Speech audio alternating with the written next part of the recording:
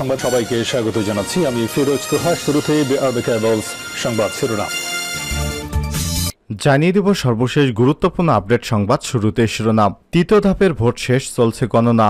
ষষ্ঠ উপজেলা পরিষদ নির্বাচনের তৃতীয় ধাপের ভোট শেষ হয়েছে, এবার গণনার কাজ চলছে। ৮৭ উপজেলায় ভোট গ্রহণ অনুষ্ঠিত হয়েছে। আমাদের হাতে আসা সর্বশেষ তথ্য অনুযায়ী দুপুর ১২টা পর্যন্ত ৪ ঘণ্টায় ১৭ থেকে ২০% ভোট পড়েছে বলে জানিয়েছে নির্বাচন কমিশনের ইসি সচিব জাহাঙ্গীর আলম। এরপর জানিয়ে দিব সাবেক সেনাপ্রধান আজিজ আহমেদ এবং পুলিশের আইজিপি বেনজিরকে কেন গ্রেপ্তার করা হচ্ছে না, প্রশ্ন রেখেছেন নাগরিক ঐক্যের সভাপতি মাহমুদুর রহমান মান্না। এদিকে আজিজ আহমেদ ইস্যুতে দুদকের চিঠি। সাবেক সেনাপ্রধান জেনারেল অবসরপ্রাপ্ত আজিজ আহমেদ এবং তার পরিবারের সদস্যদের উপর মার্কিন যুক্তরাষ্ট্রে প্রবেশের নিষেধাজ্ঞা দেওয়ার পর আলোচনা তৈরি হয়েছে তার দুর্নীতি সম্পৃক্ততার অভিযোগ নিয়ে। এবার সেই ইস্যুতে দুর্নীতি দমন কমিশন দুদককে চিঠি দিয়েছেন সুপ্রিম কোর্টের আইনজীবী অ্যাডভোকেট সালাউদ্দিন রিগান।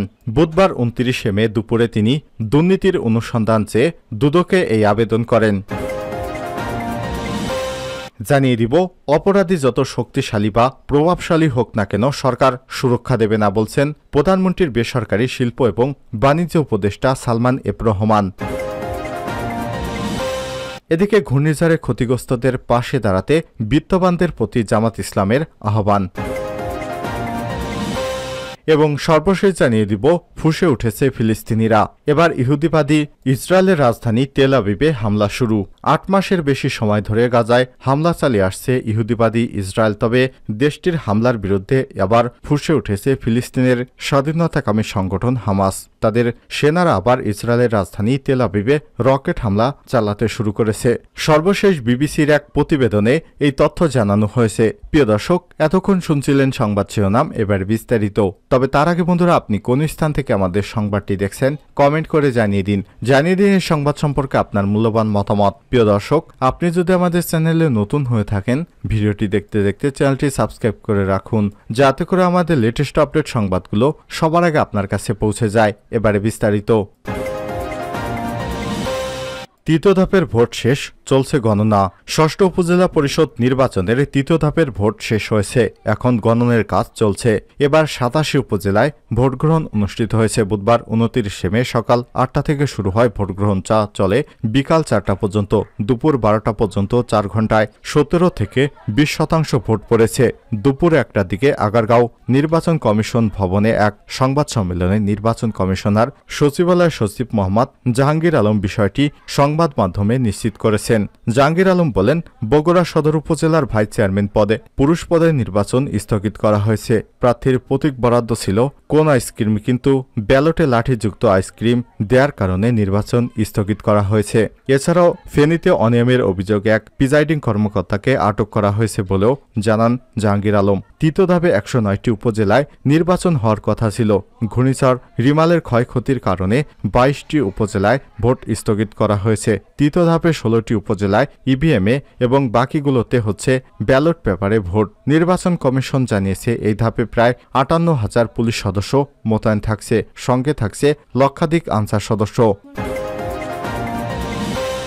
আজিজ ও বেনজিরকে কেন গ্রেপ্তার করা হচ্ছে না, প্রশ্ন মান্নার। সাবেক সেনাপ্রধান জেনারেল আজিজ আহমেদ এবং সাবেক পুলিশ প্রধান বেনজির আহমেদকে এখনও কেন গ্রেপ্তার করা হচ্ছে না তা নিয়ে প্রশ্ন তুলেছেন নাগরিক ঐক্যের সভাপতি মাহমুদুর রহমান মান্না। বুধবার ২৯ মে দুপুরে এক সমাবেশে তিনি এই প্রশ্ন তুলেন। মান্না বলেন, বেগম খালেদা জিয়ার মুক্তির ব্যাপারে বিএনপি যদি একটা সভা বিকালে ডাকে, অফিসের সামনে হাজার হাজার মানুষ সয়লাভ হয়ে যায়। এরকম মুক্তির দাবিতে পারলে প্রতিদিন বিভিন্ন জায়গায় সমাবেশ করেন, মানববন্ধন করেন মানুষের মুক্তির দাবিতে, এই দুষ্কৃতকারীদের বিচারের দাবিতে। কেন এখন পর্যন্ত আজিজ আহমেদ কিংবা বেনজির আহমেদকে গ্রেপ্তার করা হয়নি এবং তাদের নামে মামলা দেয়া হয়নি, সেই ব্যাপারে দাবি তুলে রাজপথে নামেন। জাতীয় প্রেস ক্লাবের সামনে দেশ বাঁচাও মানুষ বাঁচাও আন্দোলন এর উদ্যোগে বিএনপি চেয়ারপারসন খালেদা জিয়া সহ নেতাকর্মীদের মুক্তির দাবিতে এই সমাবেশ হয়। মান্না বলেন, এমপিরা খুব বড় বড় করে বলেন 3বারে এমপি 3বারেই ভোট ডাকাতি করেছেন বলে খুব জনপ্রিয় মানুষ। এত জনপ্রিয় হলে সুষ্ঠু ভোট দেন, তারপর জনপ্রিয়তা মাপা যাবে। দেশ ধ্বংস হয়ে যাচ্ছে, মানুষ মৃত্যুর দিকে যাচ্ছে, এখন সবাই এগিয়ে আসেন। সত্যি সত্যি দেশ বাঁচাবার লড়াই, মানুষ বাঁচাবার লড়াই আমাদেরকে এগিয়ে যেতে হবে। সংগঠনের সভাপতি একেএম রকিবুল ইসলাম রিপনের সভাপতিত্বে গণ অধিকার পরিষদের একাংশের সভাপতি নুরুল হক নূর, এবি পার্টির সদস্য সচিব মুজিবুর রহমান মঞ্জু, 12 দলীয় জোটভুক্ত জাগপার সভাপতি রাশেদ প্রধান, বিএনপির চেয়ারপারসনের উপদেষ্টা কাউন্সিলের সদস্য আব্দুল সালাম, কেন্দ্রীয় নেতা অর্পণা রায় এবং মাওলানা শাহ নেসারুল হক সহ অন্যান্য বক্তারা বক্তব্য রাখেন। আজিজ আহমেদ ইস্যুতে দুদককে চিঠি। সাবেক সেনাপ্রধান জেনারেল অবসরপ্রাপ্ত আজিজ আহমেদ এবং তার পরিবারের সদস্যদের উপর মার্কিন যুক্তরাষ্ট্রে প্রবেশ নিষেধাজ্ঞা দেওয়ার পর আলোচনা তৈরি হয়েছে তার দুর্নীতির সম্পৃক্ততার অভিযোগ নিয়ে। এবার সেই ইস্যুতে দুর্নীতি দমন কমিশন দুদককে চিঠি দিয়েছেন সুপ্রিম কোর্টের আইনজীবী অ্যাডভোকেট সালাউদ্দিন রিগান। বুধবার 29 মে দুপুরে তিনি দুর্নীতির অনুসন্ধান চেয়ে দুদককে এই আবেদন করেন।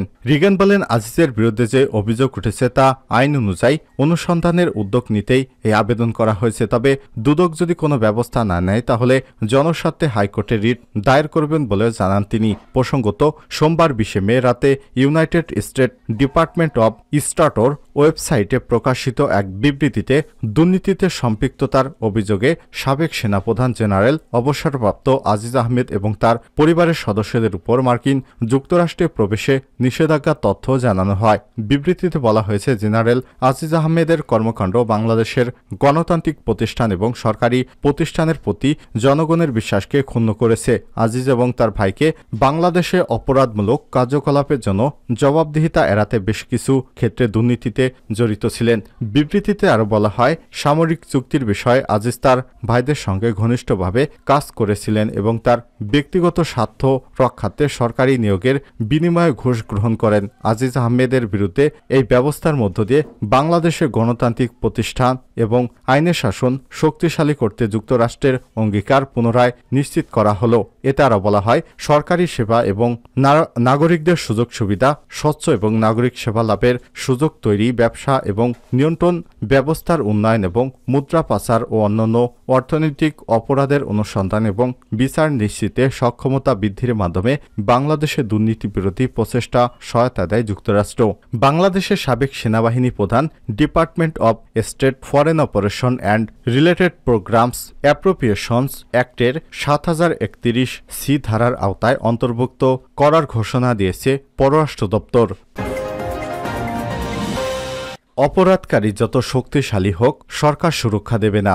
সালমান এফ রহমান। কেউ অপরাধ করলে তিনি যতই প্রভাবশালী হন না কেন, কাউকে সুরক্ষা দেয়া হবে না বলে জানিয়েছেন প্রধানমন্ত্রীর বেসরকারি শিল্প এবং বিনিয়োগ উপদেষ্টা সালমান এফ রহমান। বুধবার 29 মে সচিবালয়ে স্বরাষ্ট্র মন্ত্রণালয়ের সম্মেলন কক্ষে কলকারখানা এবং বাণিজ্যিক প্রতিষ্ঠানে দুর্ঘটনা রোধ এবং নিরাপদ কর্মপরিবেশ নিশ্চিতকরণে জাতীয় কমিটির 3য় বৈঠক শেষে সাংবাদিকদের প্রশ্নের জবাবে তিনি এসব মন্তব্য করেন। সাবেক সেনাপ্রধান এবং পুলিশ প্রধানের অনিয়মের বিষয়টি আলোচিত হচ্ছে। এ বিষয়টি সরকার বিব্রত কিনা প্রশ্নের জবাবে প্রধানমন্ত্রীর উপদেষ্টা বলেন, আমাদের আওয়ামী লীগের সরকার সম্পাদকের স্পষ্টভাবে বলেছেন, কেউ যদি আইন ভঙ্গ করে তাহলে আইন অনুযায়ী ব্যবস্থা নেওয়া হবে।